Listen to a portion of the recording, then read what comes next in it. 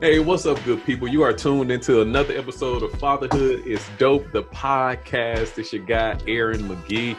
And per usual, man, I'm bringing you another special guest, another special dad. You already see him. We're still in the middle of COVID-19, so we're bringing you the podcast via this web tool, thanks to Zoom. Yep, shout out to Zoom. But my special guest today is none other than Johnny Bailey. Ladies and gentlemen, this man is a strategist. He is the founder of ShineHard family. He's a father. He's a husband.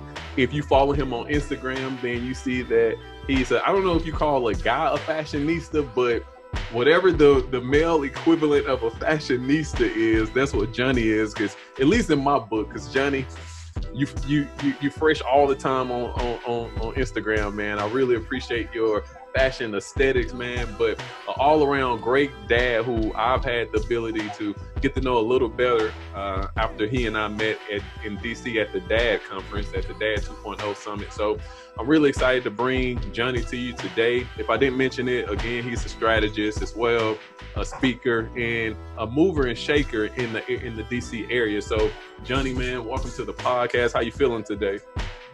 Feeling great, brother. Thanks for that wonderful introduction. Happy to be here. Yeah, it's all love. What did I miss, man? Every time I bring a guest on, my goal is to shower them, or in the words of Chance the Rapper, gas them up. Mm-hmm. And I want to make you feel good. But what didn't I say that you were like, man? Why he didn't say that? What he miss? What I miss? I mean, you covered it pretty well, honestly. I got strategist, speaker. Yeah, I mean, if you want me to give you like the formal introduction, it would just be I'm a social entrepreneur. Social entrepreneur, yeah. Within that, I mean, I'm a public speaker, I'm a coach, and I'm a digital marketing strategist. So that's more or less what I do. But my real passion is just to close the racial wealth gap and to empower Black and brown people to create financial freedom through entrepreneurship and additional streams of income. Man, based on everything you said, that's a whole, you can't just throw all of that in the introduction without the next thing. Let's just start to unpack some of those things. We're going to get fatherhood qualifies you for this platform, but I want to actually talk about what social entrepreneur, because you said what falls under that for you is a public speaker, a strategist. But how do you define social entrepreneur to even know that me being a public speaker or me being a strategist can fall into that? And I'm just personally curious. Yeah, well, when it becomes a social endeavor, typically organizations that are nonprofits or leaders that are founding nonprofits are considered social entrepreneurs, because you are serving a good in the world, right? So it's not necessarily a straight capitalistic business that you've created. You've created something that will serve development goals for a group of people. Solid. So, I mean, how do you get into this space of, let's take a huge step back. Let's maybe get into ShineHard, and maybe ShineHard will get us into how you become a social entrepreneur, just based on the description that I just heard you say. So I said in your intro that you're the founder of ShineHard family. And if you look on, if you were doing the research like I've been doing on what ShineHard is, and you see that you all have like many arms, I think that ShineHard, you actually have a ecosystem that ShineHard has created. And so can you give us the description of what ShineHard is? And then I kind of want to get into like these other pockets and areas that you're focusing in through ShineHard. Sure. So ShineHard is a nonprofit based here in DC. Our mission is to close the racial wealth gap. And we really consider ourselves the millennial solution to closing that gap, where our secret sauce is that we're featuring the nation's top Black millennial leaders and kind of unifying them to educate and empower the next generation of young Black leaders. So we do things around professional development, financial literacy, relationship building. And really, for me, it's like all about providing access. And I think that's like the difference between what the homogenous white society might have and then what the Black and brown people in this country are aspiring to and trying to like really tap into. It's just like access to information, access to relationships and leaders, access Capital is obviously a really big conversation. And then access to, I think that's it. But yeah, just access to those things, man. I think those are the primary value propositions that we're able to offer through ShineHard, and just leveraging my relationships and then making it an educational movement. So we have an annual conference, which is every September, which has kind of been blown out the water with COVID right now. So about going virtual, or if not, it might just be 2021. So we're kind of still talking about that. But then we have a coaching program that is a video format and live coaching. And then we have a marketing arm where we're providing marketing consulting and also influencer marketing. So we're leveraging our database of Black millennial influencers, thought leaders, and connecting them with diverse small business owners to create awareness and really accelerate the Black economy. So there's a number of different things that we're doing, projects, and the goal for me is to like make that sustainable and to continue to scale it and grow it. Yeah. So first of all, man, I'm sorry. I think the nation deserves an apology in some regard to all of the things that we've had to postpone, from festivals to conferences and things of that nature, man. And I know as a business owner and as someone who is striving to, insert something positive and strong into a particular economy, man, I know that it sucks right now. And actually, I talked to you about coming to it this September. I was looking for a reason to get back up to the DC area. I know. Yeah. And that sucks. Well, here's the thing, man. So I don't want to say that because of the color of your skin is the prerequisite as to why you would want to create something like ShineHard to close the wealth gap, the racial wealth gap. That's how you phrase it, right? Yeah. All right. So if being Black or brown, let's say, okay, that's already a prerequisite for this. I mean, what else? Where does the motivation come from? Like, is it what you studied in school? What's the background that gets you, or the backdrop, I should say, that gets you to this point? Yeah, man, that's a good question. And I started the company in 2014 when I was working at Nike. And, I had this dream job, and it seemed like it was the great job, but I hated it. Hold on, pause. You were working at the Nike outlet? No, Nike. Nike. Nike. Yeah. No, I just wanted to put some respect on your name for that, man. You weren't working at the mall, man. So you working at Nike. 2014, this idea comes about. Go ahead. Well, I was a tour manager working for Nike ID when I started, and I ended up working at different activations and sport moments, All-Star Weekend, Super Bowl. But I also did spend some time in the outlet. That mentioned it, so I actually have done that job as well. So I've kind of worked the gamut, the sexy side of it, and also like the on the ground, really selling and those things as well. So I've been both. But the point of it was that I really didn't like working there anymore. I worked so hard to get there, and I needed something that I could give back. I needed more autonomy in my work, and I was really thinking about legacy. But if you want to take it to the real core, is that I come from a place called Petersburg, Virginia. And it's a lower socioeconomic place to grow up, all Black. A lot of people don't make it out of there. And that's where I went to school. That's where I grew up. And I wanted to, at some point, get out of there. And what I realized growing up is that I always had a really dysfunctional relationship with money, where I kind of learned from my grandmother what money was and how there was lack of it and how it was fixed. She used to always say, I'm on a fixed income. And I used to always hate that because it was like a limitation on what we could do. Yeah. She could do. And so, that stuck with me as I went to college. I used to have weird dynamics with my friends and my teammates around money too, where I kind of got this reputation or a stigma of like, I was cheap or I was like tight with money.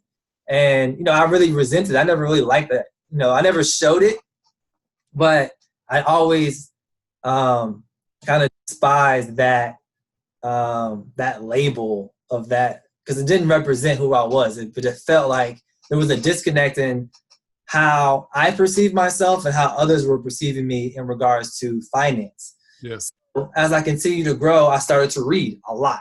And after I graduated college, I started opening Think and Grow Rich, Rich Dad, Poor Dad, you know, a number of different books, The Alchemist and The Compound Effect, and things started to change the way I thought about abundance, about financial literacy, really getting in brass tacks of like what assets, liabilities, investing, real estate, multiple streams of income, how people were becoming millionaires and what millionaires did that was different from what I was doing currently.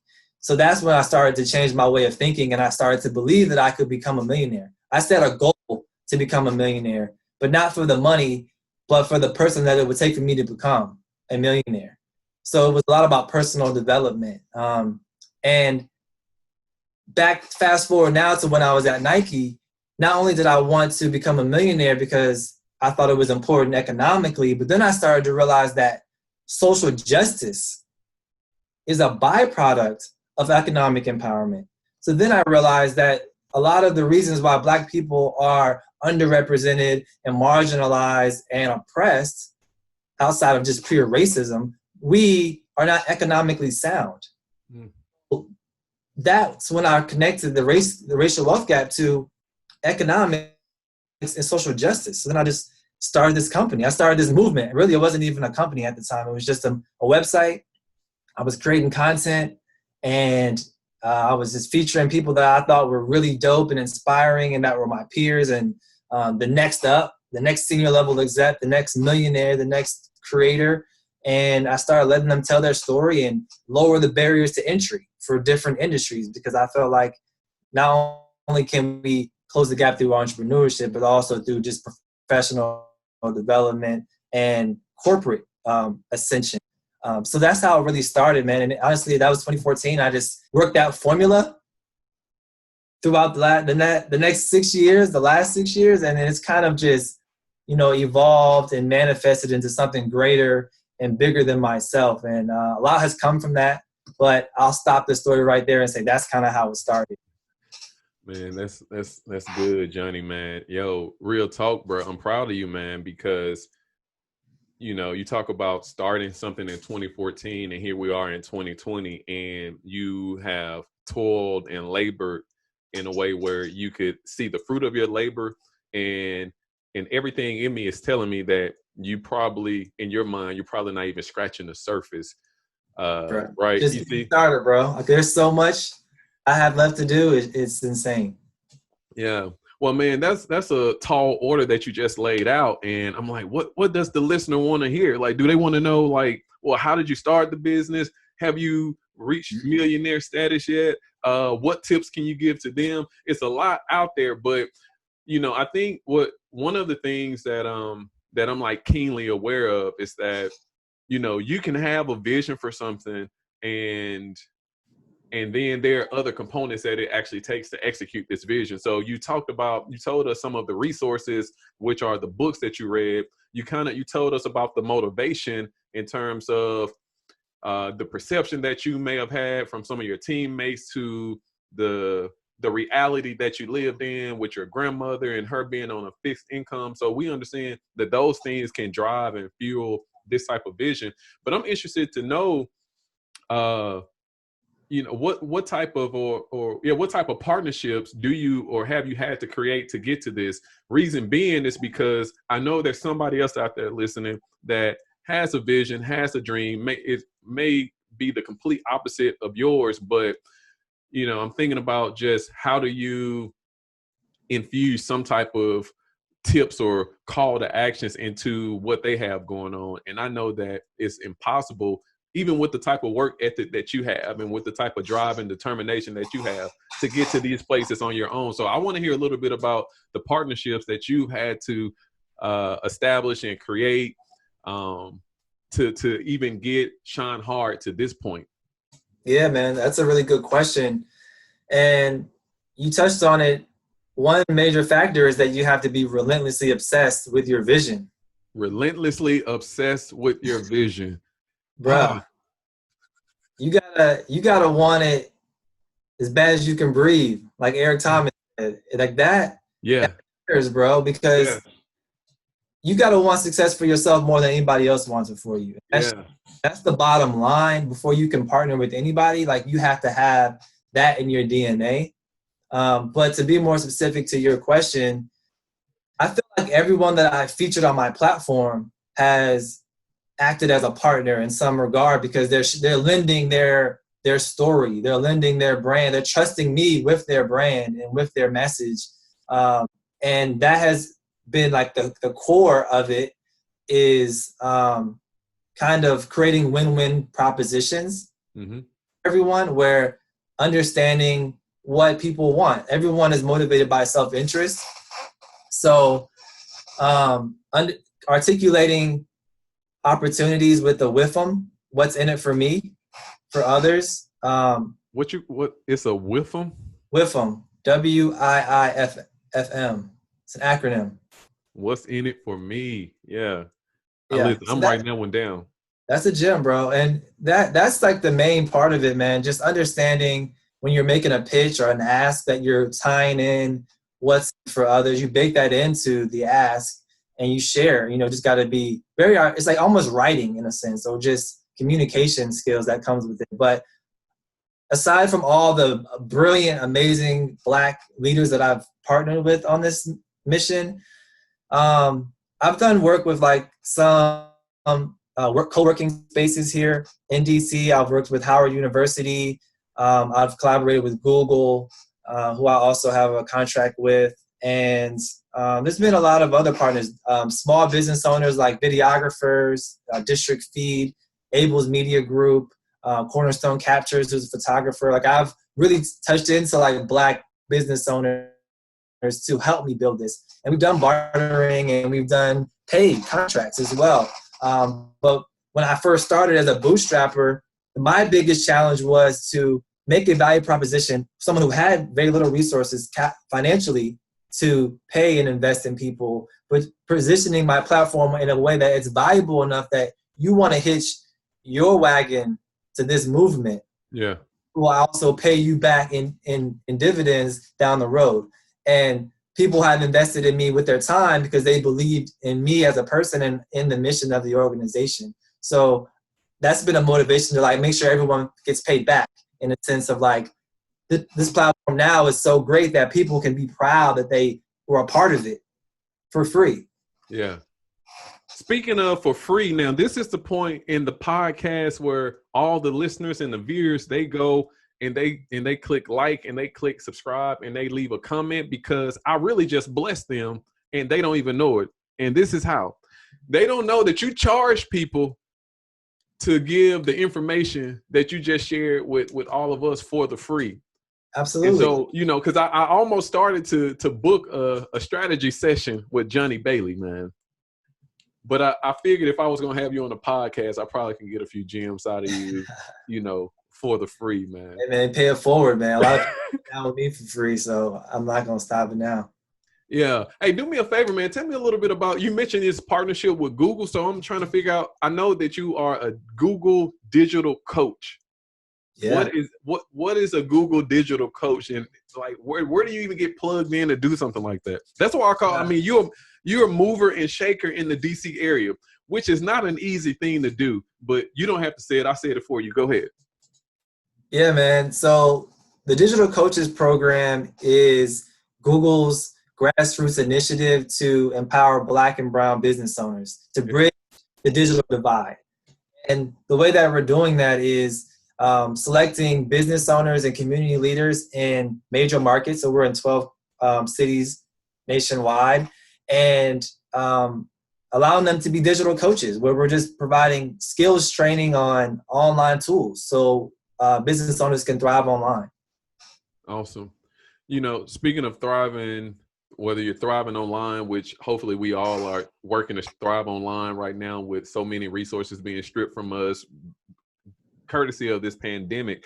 But what I'm interested in, and even especially for the sake of this platform, is really understanding, like, it's clear. Your drive is clear. Your passion is clear. Even the intensity. If you are following Johnny Bailey online, and if you see all of these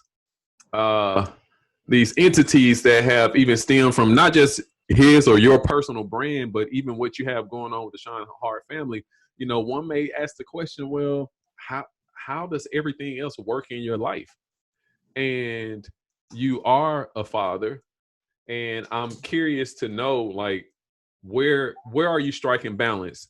And don't hear this wrong, because I'm not talking about the type of balance where everything is worked out, but I'm saying the type of balance that gives you peace, where it's like, yo, I'm still thriving in my business that I've established, that I have a clear preferred future for, and I'm still showing up as the type of dad that I want to be, because I have a preferred future for my fatherhood, is my role as a parent, my role as a father as well. So speak on that. Man, that's such a really, really great question. You gassing me up big time, because you told me 3 times I'm gonna ask a great question. So I believe you. No, you're doing well. You're asking questions that I like talking about. So that's why they're good to me. I don't know if they're good to everyone else, but they don't, because I'm on the hot seat. Gas me up, man. Just gas me up. Thank you. But yeah, bro, like, balance is always a challenge. It's not an easy thing to attain in life in general, no matter what you have going on. But for someone who strives to be a high achiever and has multiple people depending on him, I have to schedule things. Yeah. That's something that makes it really easy for me, is because being a dad is something that's very, very important to me. And I would tell this to any entrepreneur who doesn't have kids, is that, you don't get more time. Your time gets different after you have kids. So the time that you used to have to maybe do extra work when you got home is like, that time really isn't available anymore. And it took me a minute to realize that, because I used to tell myself, I'm a person who always thinks I can do more than I can in a period of time. And I'm like, all right, I can just steal an hour when I get home and do X, Y, Z. But once I get home and I see my daughter and Nicole, my fiance, I'm just like, oh, family, like, this is where, I want to be. I want to spend my time doing this now because I'm present. I'm here. Yeah. So, I mean, it's tough, bro. I mean, it's still high intensity in everything I do. For me, being a dad is really important because my parents were in and out of my life as a kid.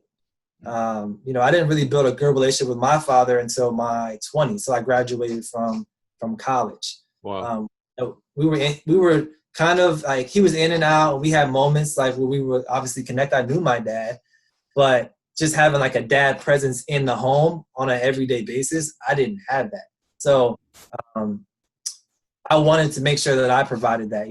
When your parents put something onto you, or their advices, and it's always like kind of the kids, a lot of times, their motivation to be better than their parent in that way. So for me, it was just like being present, again, financially sound, and being able to pass something down to my kids is something that's really important to me. Being a mentor, being able to open doors and introduce them to mentors, things like that are just really important to me as a dad.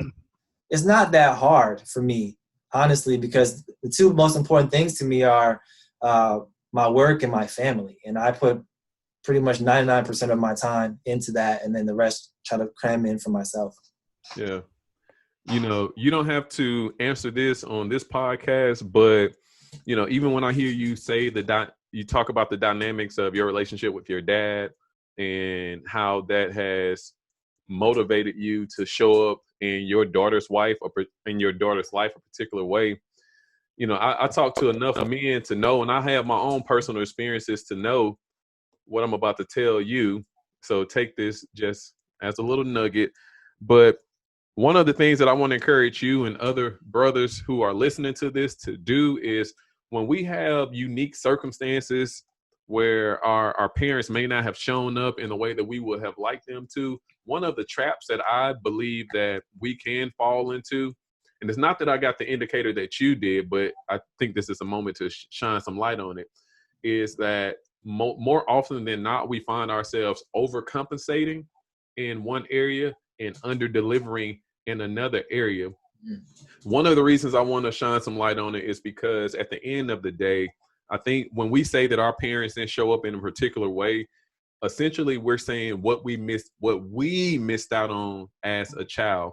And we are all unique. So I'm just encouraged to remind parents and dads in particular, you know, whether if your dad wasn't a great provider and you've decided that you're going to be an awesome provider, know that yes, your kid needs you to provide, but also make sure that you know that your kids, they have their own proclivities and they're bent a certain way. So don't just overcompensate in the area of providing and you miss out on your kid really values relationships, or, you know, really values conversations, or it's love languages too. Love languages. Thank you, Johnny Bailey. You know what I mean? So again, it's not that I got that indicator from you. It's the thing that we all have to deal with because all of us are so uniquely different. And so I think, and I know that you would agree to this, being present in the life of your kid, providing for your kid or your children, those are basic. Those are like number one, number two. Like those are fundamental. Like, that's the baseline. That's the point of entry. And so do that, yes, and do it well, dads. But however, know that your kids, they need more than, you know, lunch money for school and new shoes. Facts. No, so totally agree. And yeah, you know, I want to get to know my daughter. I want my daughter to know me. And then just the relationship that we have is beautiful. She's coming up on 1 year old. She'll be 1 next week. We're having a birthday party for her. So, that's cute. Fast, man. It's great. That's cute, man. Yeah, make sure you share those stories. You ran track, right? Yeah, I ran track in high school and at Hampton University. At the HU? The real HU. Hey, on everything I love, bro. I'm not gonna mess up my setup right now, but I'm looking on the floor right here. I'm gonna do it, man. I'm gonna do it.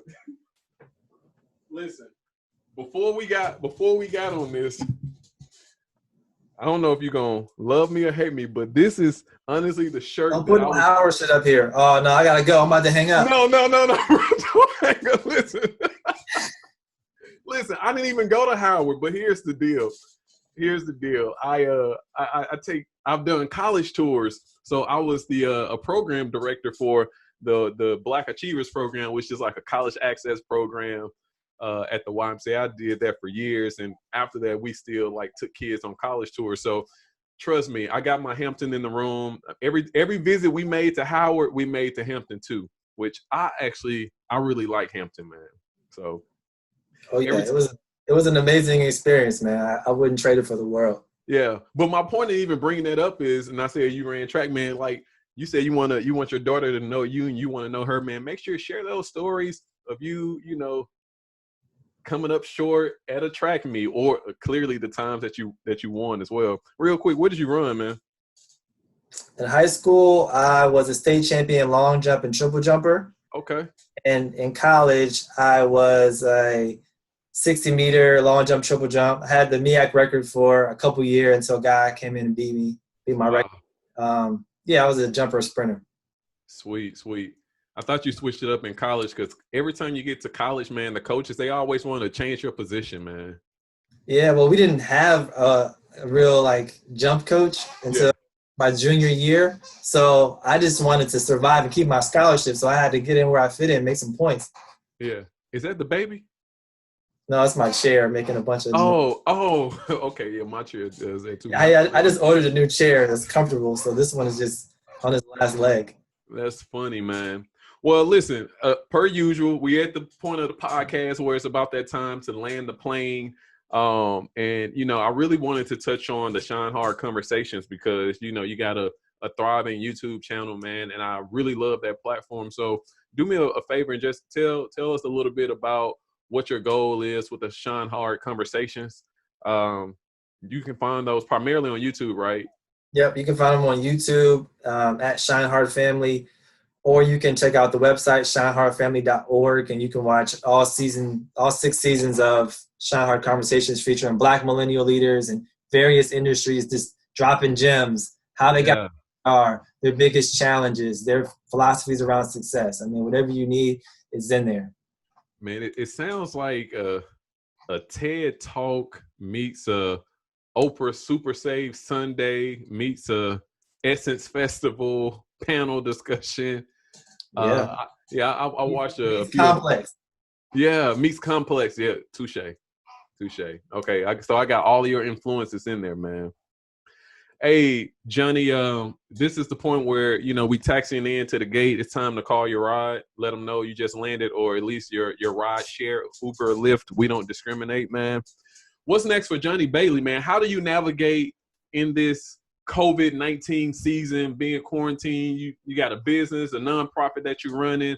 You're as a social entrepreneur, like the paradigm of what you do, even being social in your business models has shifted. And how are you responding to that during this time? Well, everything's been virtual.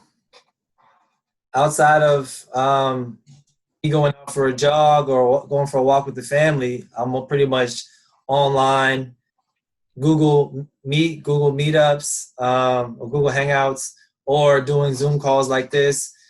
One way that you can catch some of my content is through our Google Digital Coaches platform, where we're doing virtual webinars 3 times a month. You can catch me there. I'm doing one on the 15th, next Friday, and I'll have a couple others throughout the end of the month, which is featuring like Black business owners that are doing amazing things. And I'll also be providing some like digital content around online tools. So those are the things I'm doing with Google. With ShineHard, we're thinking about taking our conference virtual. If that happens, it will be Q4. And there's a ton of content online, and there's also a coaching program that you can get involved with virtually at this particular time. So that's like the work side.